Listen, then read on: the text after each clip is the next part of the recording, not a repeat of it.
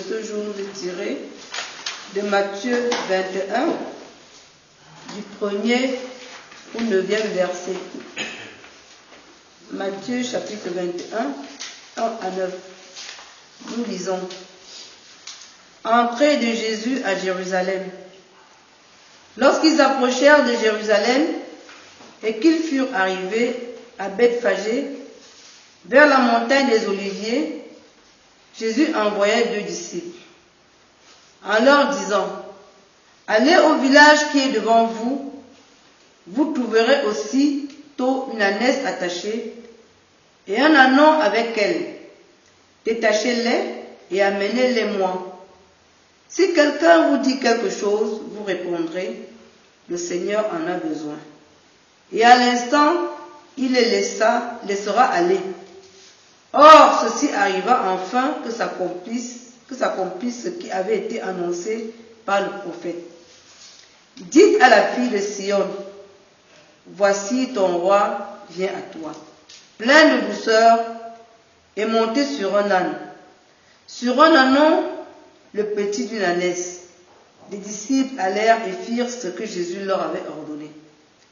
Ils amenèrent l'ânesse et l'ânon, et mirent sur eux leurs vêtements, et le firent asseoir au-dessus. La plupart des gens de la foule étendirent leurs vêtements sur le chemin. D'autres coupèrent des branches d'arbres et enjonchèrent la route. Ceux qui précédaient et ceux qui suivaient Jésus criaient, « Hosanna au fils de David, béni soit celui qui vient au nom du Seigneur. Hosanna dans les lieux très hauts. » L'herbe sèche, la fleur fan et tombe, mais la parole de Dieu reste éternelle. Amen. Prions.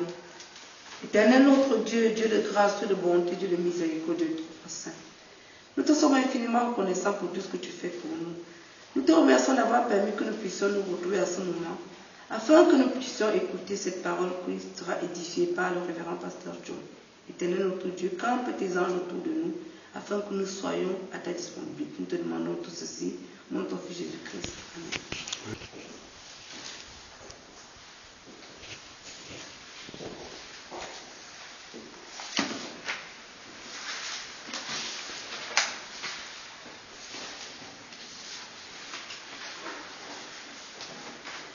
Dites à la fille de Sion, voici, ton roi vient à toi, plein de douceur et monté sur un âne, sur un ânon, le petit d'une ânesse. Chers frères et sœurs dans le Seigneur,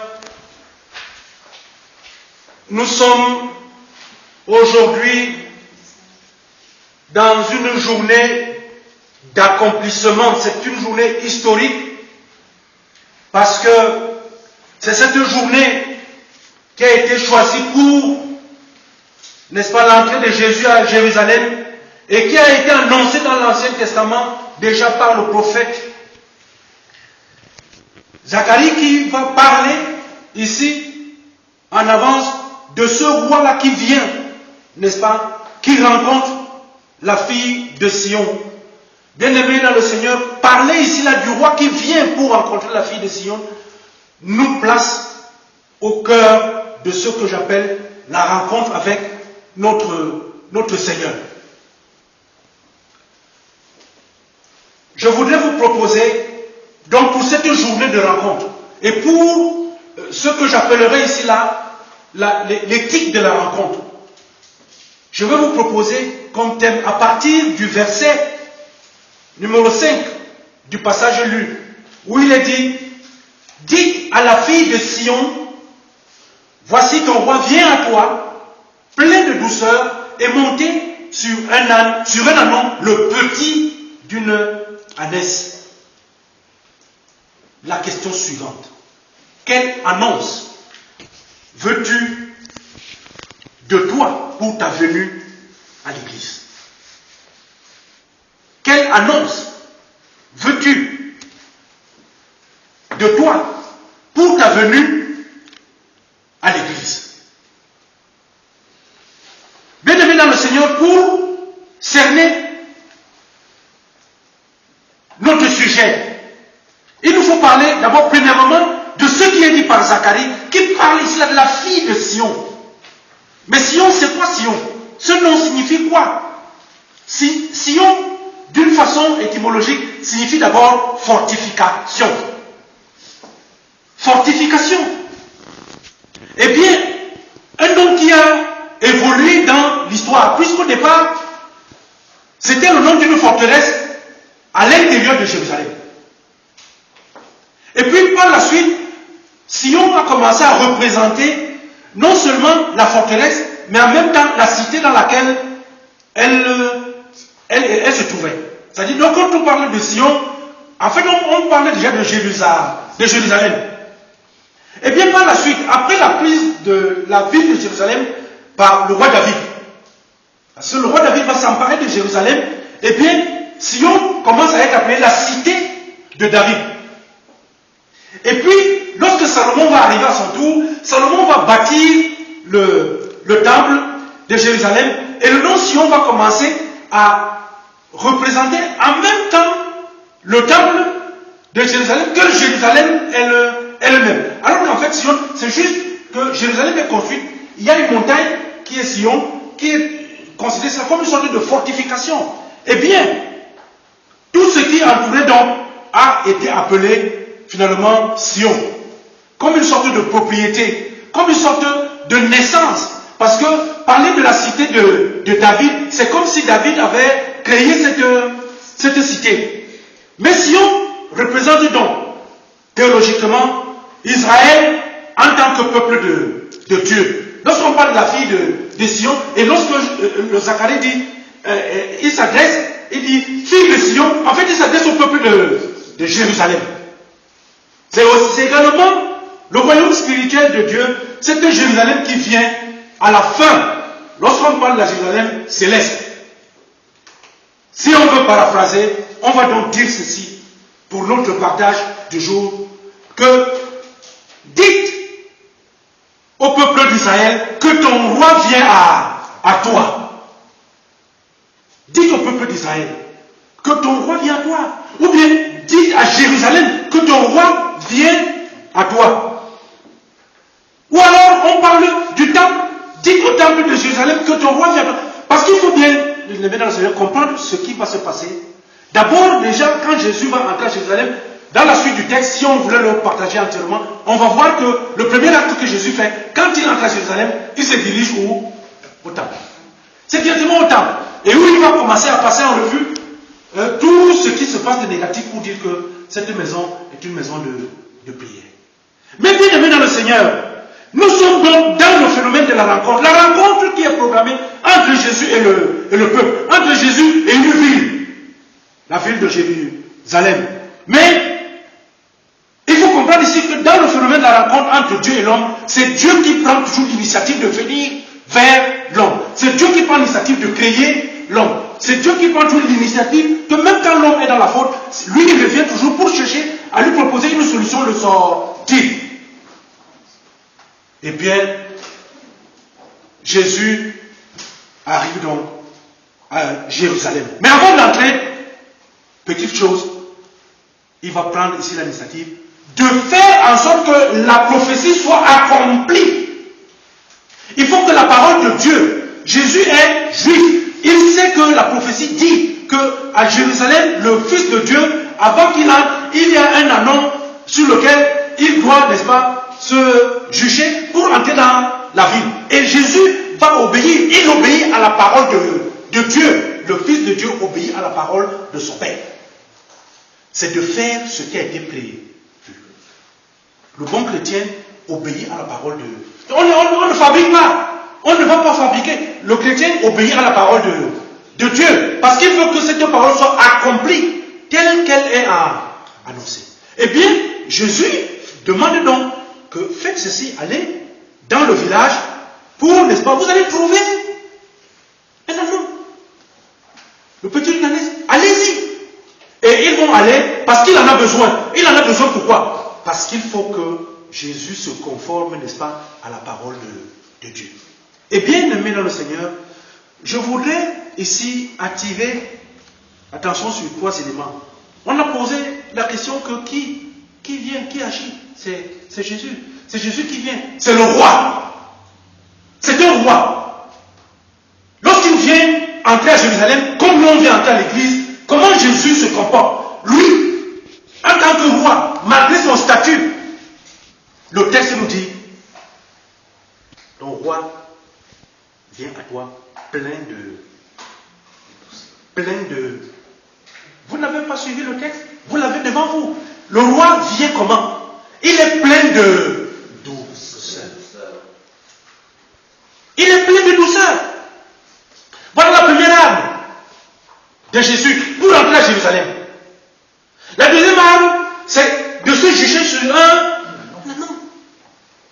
Parce qu'ici, il faut voir les symboles dans l'Ancien Testament et dans la vie, n'est-ce pas, juive, qu'un âne est totalement à l'opposé d'un cheval. Le cheval, c'est le symbole de la puissance, du pouvoir.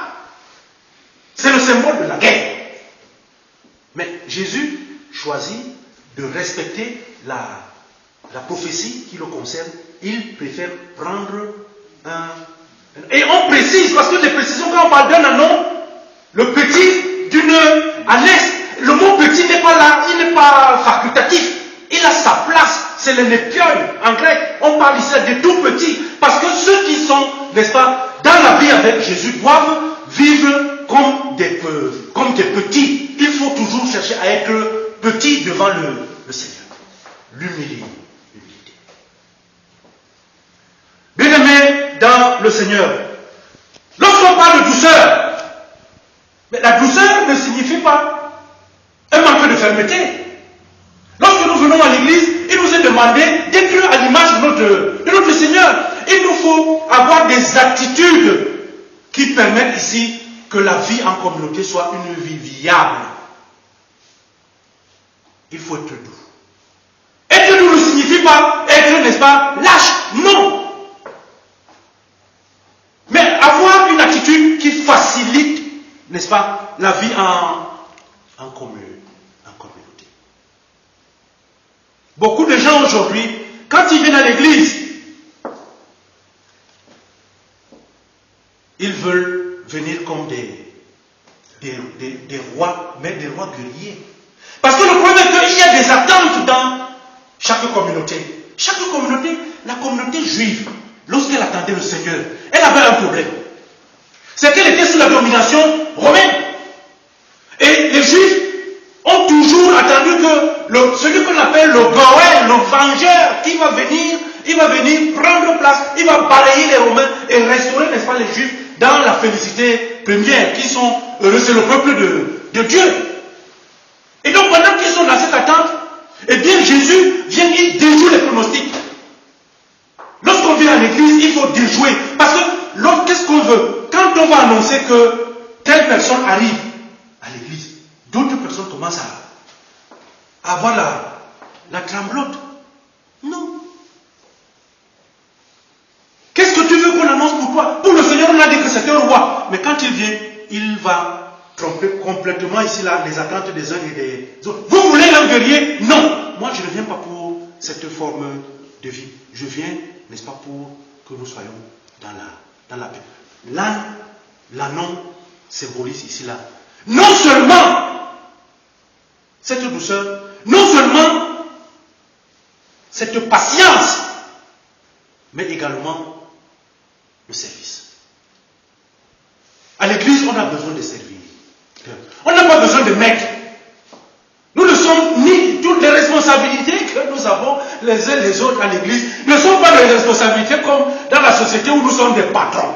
Parce que quand il dit monsieur, oui patron, monsieur, non, à l'église il n'y a pas de patron. Nous sommes appelés à être des serviteurs. Parce que ce que Jésus dit et répète, c'est que celui qui veut être le plus grand parmi vous, qu'il soit votre serviteur. Donc, cette vie de service, Jésus la symbolise en entrant à Jérusalem pour ce peuple. N'attendez pas, moi je suis le serviteur souffrant. Je suis là pour le service. Je suis là pour la paix. Je suis là pour la douceur. Et le symbole qu'il utilise pour qu'eux-mêmes voient, c'est ce qu'eux-mêmes ils savent. Parce qu'un âne, c'est un animal de travail. qui travaille énormément et qui est patient. Parce que pour qu'un âne refuse, comme on dit souvent là, qu'il va ruer, mais non, pour qu'un âne arrive à ruer, il faut que vraiment quelque chose de spécifique se soit passé. Mais sinon, l'âne est patient, très gros travailleur. Bien-aimé dans le Seigneur, Jésus a assumé lui-même le changement. Il faut que nous soyons capables, pour que le témoignage qui vient nous concernant, lorsque nous arrivons à l'église, qu'on annonce que, telle ancienne église qui arrive, c'est vraiment, c'est quelqu'un qui arrive, parce qu'on sait déjà, ça a été dit, que tel, c'est quelqu'un qui est doux, tel, c'est quelqu'un qui est compréhensif, tel, c'est quelqu'un qui est tolérant, parce que chacun d'entre nous a quand même, il y a toujours un petit qualificatif.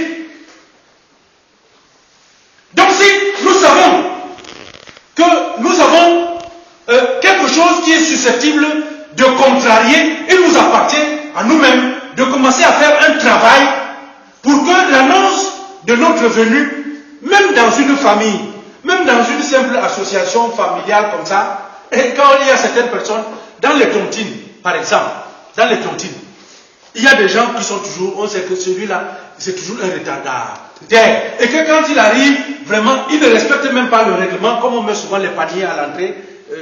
Heureusement qu'on ne met pas les paniers à l'église. Mais dans les familles, on met les paniers. Et donc, quand il faut venir, vous payer le retard. Donc, cette personne, si elle part de ce milieu, pour aller dans un autre milieu, on dira quoi? On va annoncer que tel qui vient, il faut savoir que celui-là, c'est comme ça, c'est comme ça.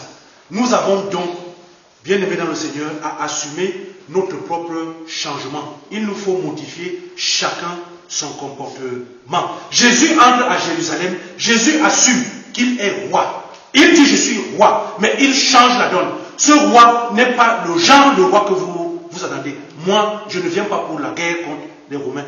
Je viens pour que chacun d'entre vous ait la possibilité d'avoir la vie éternelle. C'est pour le salut. Les attentes donc que nous avons aujourd'hui, nous aussi, nous sommes ce peuple-là. Jésus qui entre aujourd'hui à Jérusalem, il vient nous rencontrer. Nous sommes cette fille de Sion.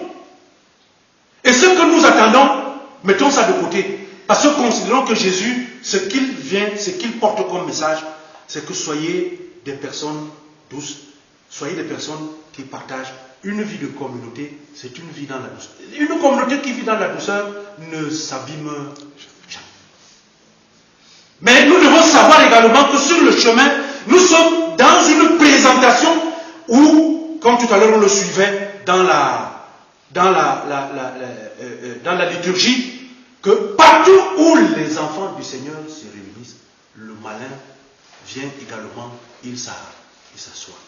Donc, du temps pour une communauté, pour une fille de Sion qui accueille le roi, qui lui montre l'exemple de la douceur, qui nous montre l'exemple du service, qui nous montre l'exemple d'une vie de partage. Mais faisons attention parce que notre comportement peut chavirer, parce que nous aurons laissé une place au malin. Quelle annonce veux-tu de toi pour ta venue à l'église? Il faut soigner chacun son comportement pour être cette fille de Sion exemplaire, cette Jérusalem que le Seigneur nous promet pour la fin des temps. Que le Seigneur lui-même nous bénisse, bien-aimés dans le Seigneur, pour ce partage cette journée, et soyons dans la joie et disons oh Sana, au Seigneur qui vient, qui entre aujourd'hui à Jérusalem. Amen. Quelle annonce veux-tu de toi pour ta venue à l'église? Toi, membre de l'Église. Prions l'Éternel. Éternel, notre Dieu, notre bon Père, tu ne cesses de nous surprendre au jour le jour par tes messages. Aujourd'hui, une fois de plus, tu nous rappelles que ta venue ici comme roi n'était pas celle d'un roi guéri. Merci Éternel pour le message. Nous l'avons reçu. Maintenant, nous voulons simplement que tu mettes ton esprit en nous pour que ce message ne soit pas de passage, mais que ce message reste et qu'il puisse produire des fruits en nous. Permets aussi, Éternel, que ce message, nous ne le gardions pas seulement pour nous, mais que nous puissions aussi le transmettre à d'autres pour leur édification. Éternel, pour ton serviteur qui nous a transmis ta parole, ne le laisse pas vide. Donne-lui la force de continuer à chercher d'autres messages pour nous, pour notre édification de vie chrétienne. Nous t'avons prié parce que tu es notre Dieu. Au nom de Jésus. Merci. Écoute, Seigneur, permets ce qu'il faut pour t'aimer, Seigneur Jésus. Écoute, Seigneur, écoute, Seigneur, permets ce qu'il faut approcher Jésus. Amen.